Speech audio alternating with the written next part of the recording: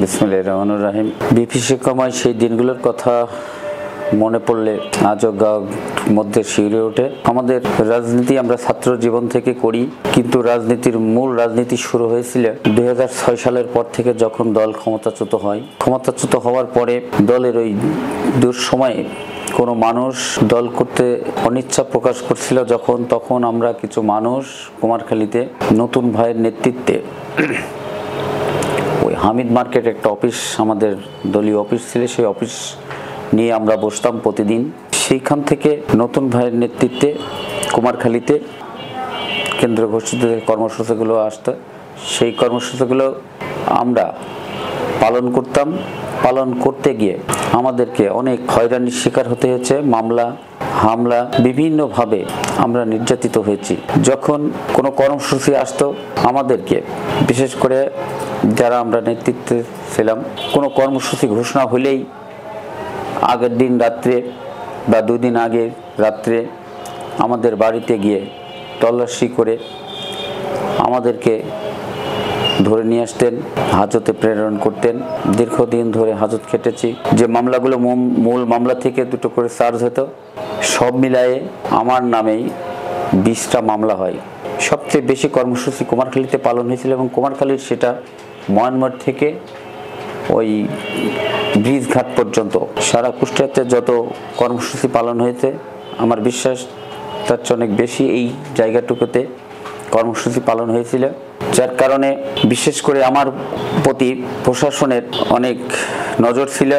সেই সময়ে আমাদেরকে বাড়ি বাড়ি গিয়ে তল্লাশি করে, যখন আমাদের পায় না, আমার ভাই, আমার কোনো কর্মী যাদেরকেই পেতেন তাদেরকেই ধরে নিয়ে এসে মামলা দিয়ে দিতেন, এবং সেই মামলার আসামি আমাদেরকে করতেন। এইভাবে আমাকে ধরতে গিয়ে আমার মেজ ভাইকে ধরে নিয়ে আসে। অসুস্থ মানুষ ছিলেন, 3.5 মাস উনি হাজতবাস করেছিলেন, উনি মারা গেছেন। আমার জন্য অনেক কষ্ট ওনাকে করতে হয়েছে। কোথাও আমাকে থাকতে দেন, আমি যেখানেই রাত্রে গিয়ে শুতাম, যেখানেই অবস্থান নিতাম, 2-1 দিন পর সেখানেই পুলিশ গিয়ে তল্লাশি করতেন।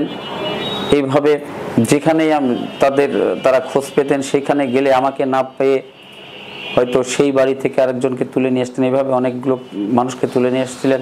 তার মধ্যে সজল এবং তৈয়ব নামে 2টা ছেলেকে একদিন ওইভাবে আমাকে ধরতে গিয়ে না পেয়ে তুলে নিয়ে আসে। আমি তাদেরকে দেখতে যাই এবং তাদের জামিনের জন্য কাগজপত্র তৈরি করতে যাই নতুন ভাইয়ের চেম্বারে।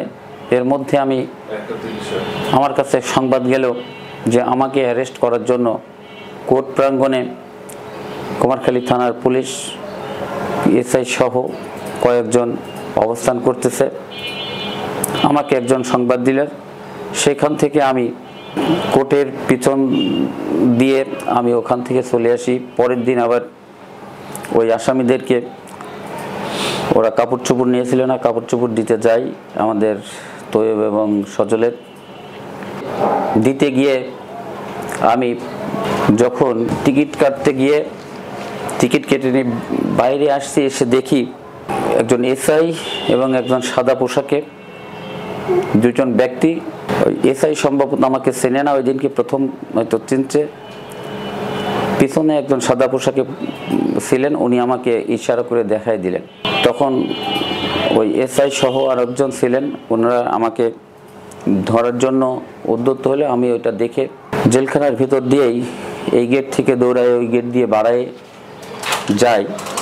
আমি যেখানে যে অবস্থায় যাচ্ছিলাম সেখান থেকেই আমাকে ধরার জন্য প্রশাসন থেকে, বিশেষ করে কুমারখালী থানার প্রশাসন যেখানে যাচ্ছি সেখানেই ওনারা অ্যারেস্ট করার জন্য যাচ্ছে।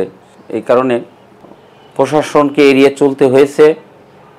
যত কর্মসূচি, যখন যে কর্মসূচিগুলোই আসছে, সেই কর্মসূচি আমাদেরকে পালন করতে দেওয়া হয়নি। আমরা যত গোপনেই আমরা একত্রিত হয়ে প্রোগ্রামগুলো করতে চেয়েছি, পুলিশ সেই বাধায় সেই কর্মসূচিগুলো পালন করতে পারে নাই। এই পুলিশ আমাদেরকে রাস্তায় রাস্তায় মাঠে মাঠে দাবড়িয়ে নিয়ে বেড়াচ্ছেন। এই যে দুর্বিষহ জীবন, আমাদের কোনো কর্মসূচি পালন করতে দেয়নি। আমাদের নেতাকর্মীরা কি নির্যাতিত হয়েছেন। সারা রাত প্রশাসনের দাবর খেয়েও সেই কর্মসূচিগুলো পালন করেছেন, সেই নেতৃবৃন্দরা আজকে অনেক এখনও দল ক্ষমতায় আসে নাই, কিছু চাটুকার সুবিধাবাদীদের ভিড়ে তারা পিছনে পড়ে যাচ্ছে। আমি আমার নেতৃবৃন্দকে বলবো, এই বিষয়গুলো অবশ্যই আপনারা খেয়াল রাখবেন।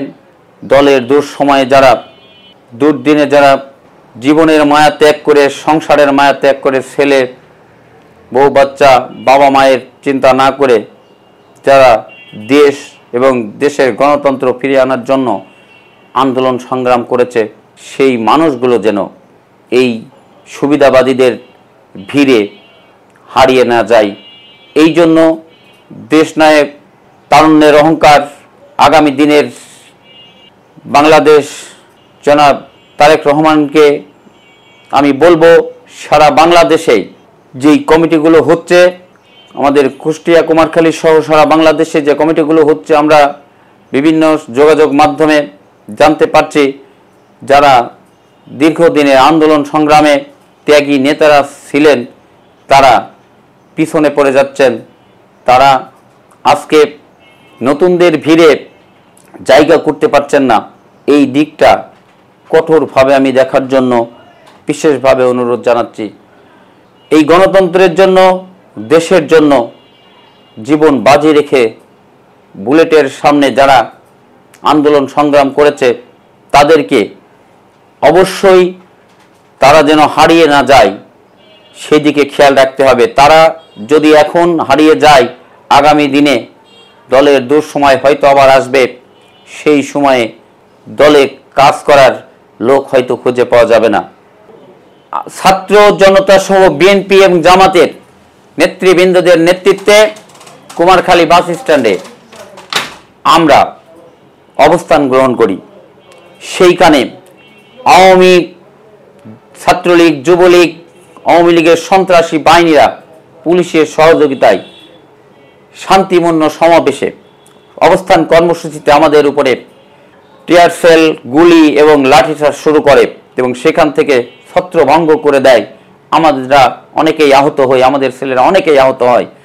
এই রাজনীতি করতে এসে আমরা অর্থনৈতিকভাবে কি পরিমাণ ক্ষতিগ্রস্ত হয়েছি সেইটার সঠিক পরিসংখ্যান হয়তো আমি বলতে পারবো না। তবে আমরা এই 17টি বছরে কোনো ব্যবসা বাণিজ্য করতে পারি নাই।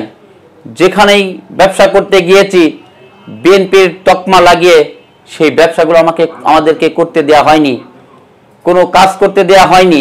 এমনকি আমি নিজে ভিকটিম। আমি আমার বাড়িতে একটা ছোট খামার ছিল, গরুর খামার, কয়েকটা গরু। সেইখানে পরিকল্পিতভাবে প্রশাসন আমার বাড়ির পাশে দাঁড়িয়ে ডিউটি করতেন আমার জানা মতে, আর আমার বাড়ির আশেপাশে সবার গরুগুলো বাইরে বাঁধা ছিলেন, থাকতেন।